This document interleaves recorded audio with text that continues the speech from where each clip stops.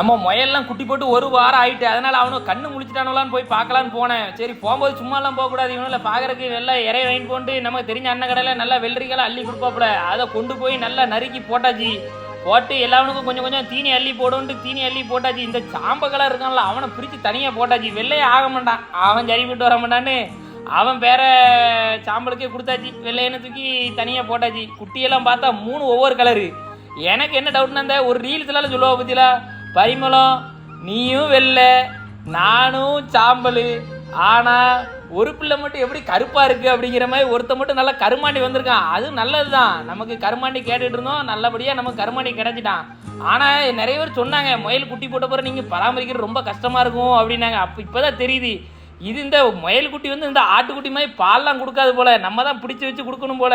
அவி அம்மைக்கு இறைய போட்டு ஏமாற்றி இவனால பால் குடிக்க விட்டா இவனை அந்த மல்லாக்க கிடந்து பப்பரப்பான்னு குடிச்சிட்டு கிடக்கானுவே.